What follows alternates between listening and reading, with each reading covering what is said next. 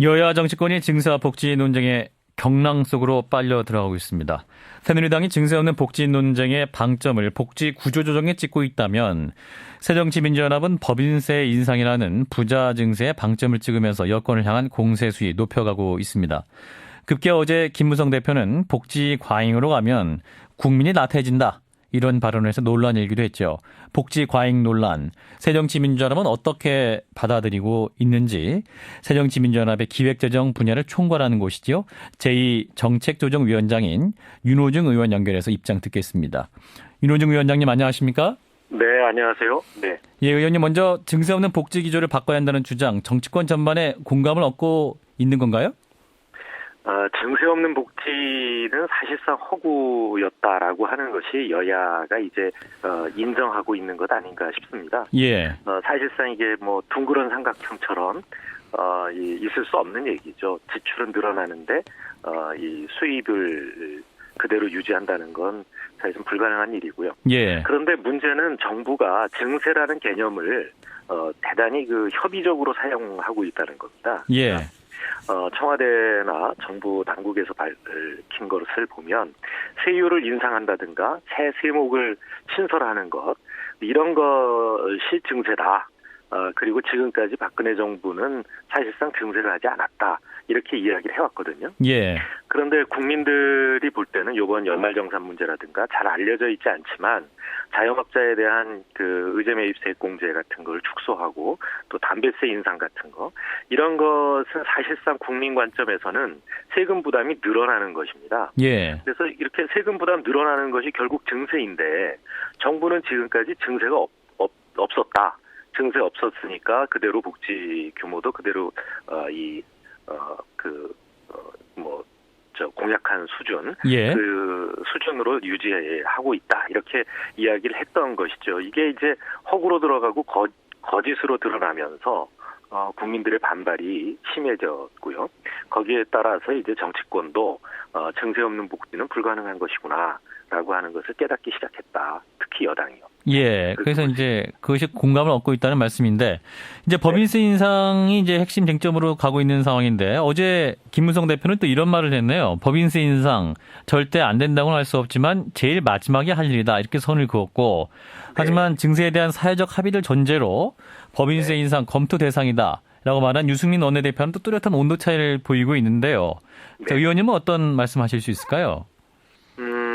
법인세 인상 문제는요. MB정부 때 법인세율, 최고세율을 25%에서 22%로 내리면서 우리 지난 MB정부 5년 동안 약 90조 원에 달하는 세수가 감소됐습니다. 예. 또 특히 이제 상호 출자 제한 집단, 그러니까 재벌 대기업 이쪽에서 보면 한 27조 원 정도가 감세가 됐거든요. 예. 이것이 결국 우리 이 정부의 재정 건전성을 심각하게 위협을 하고 있습니다. 예. 작년에도 8조 5천억이 세수 결손이 있었고요. 재작년이에요. 작년에는 11조 1천억으로 결손 규모가 늘어났습니다. 예. 이런 상태에서 이제 이 복지 수요는 점점 늘어나고 있고, 그 다음에 또 경기가 이렇게 경제 성장률이 떨어지면서 정부 재정의 역할은 점점 더 요구가 되고 있는 그런 상황입니다. 그래서 예. 이것을 다시 부자 감세했던 것을 다시 복원하는 차원은 이것은 어떤 이 감세를 복원하는 것이지 증세라고 볼 수 없다 이렇게 봅니다. 그래서 이것은 법인세율 최고세율을 인상하는 것은 이 증세 논의에 앞서서 가장 우선적으로 논의될 문제고요. 이어서 이제 우리나라의 복지 수준이 예. OECD 국가에서도 제일 이 꼴찌에 해당되거든요. 예. 이렇게 사회적 국민 부담 전체를 놓고 보면 한 끝에서 두 번째 정도.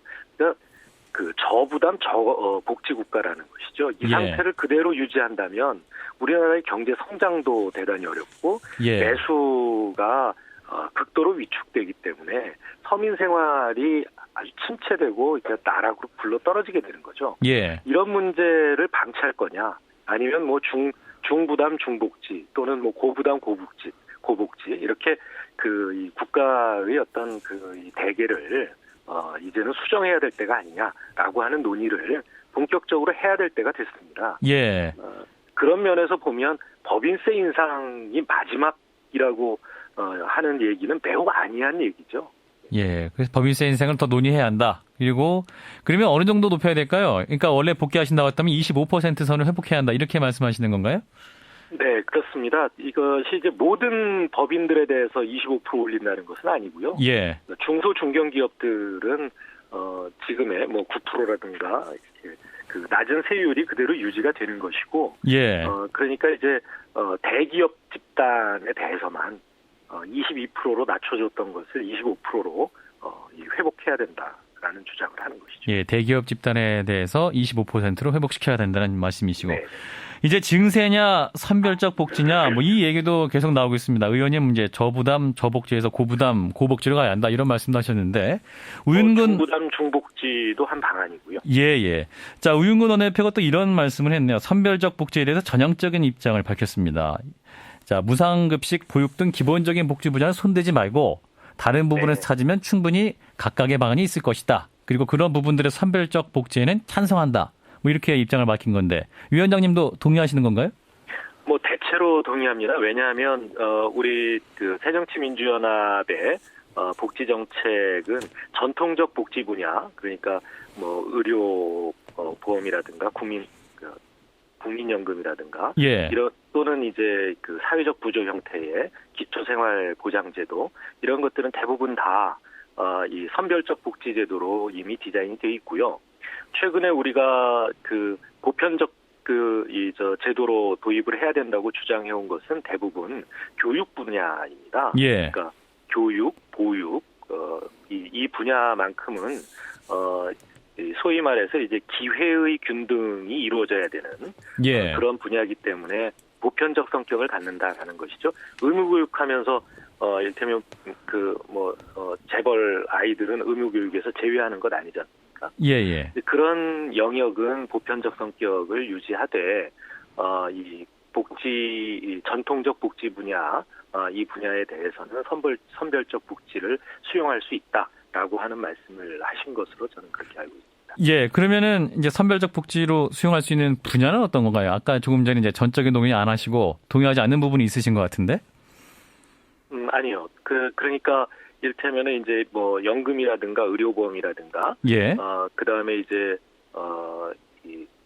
이를테면 이제 공공부조에 해당하는 예. 그러니까 국민 기초생활보장법 보장제도 예. 이런 것들이 있고요.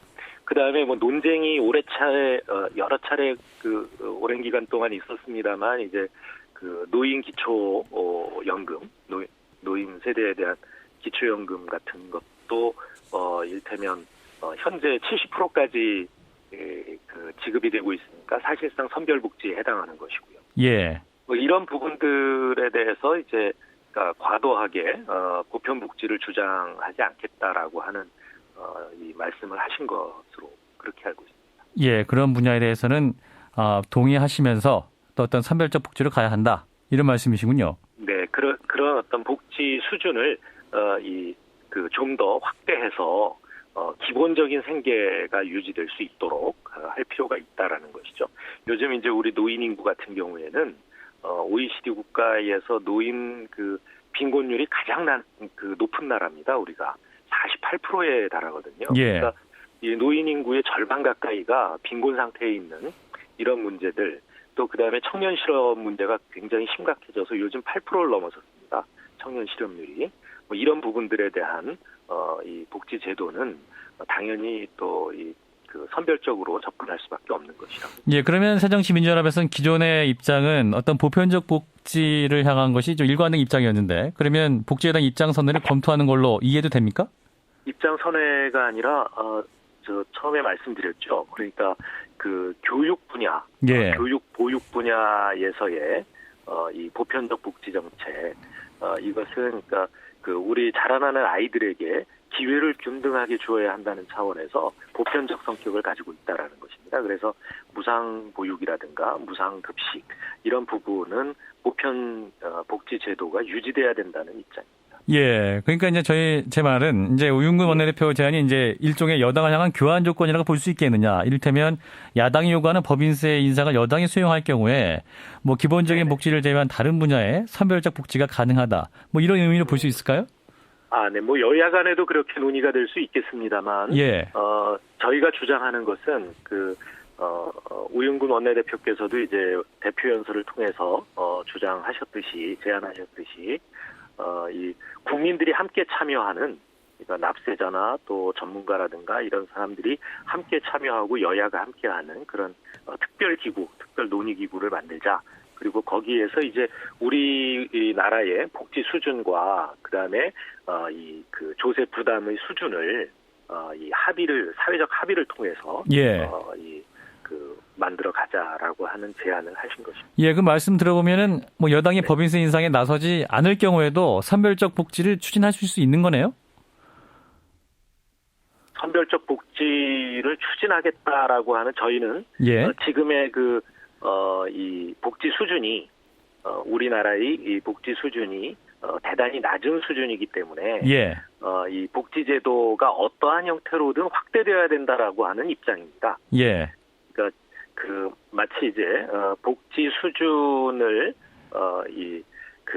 오히려 줄여야 되는 것처럼 이야기하신 김무성 새누리당 이 대표의 말씀하고는 저희는 입장이 완전히 다른 것이고요. 예.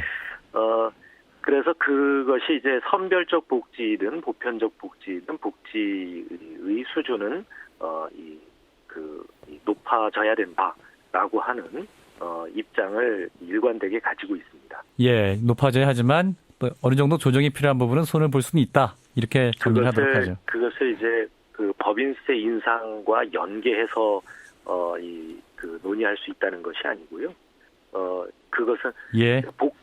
우리 당의 복지 정책은 일관된 복지 확대가 필요하다는 입장을 가지고 있고, 알겠습니다. 거기에 대해서 보편적 복지와 선별적 복지 어느 것을 선택하는 것은 부차적인 문제이다, 이런 말씀이죠. 예, 여기까지 듣죠. 고맙습니다. 네, 감사합니다. 네, 새정치민주연합 제2정책조정위원장이시죠. 윤호중 의원이었습니다.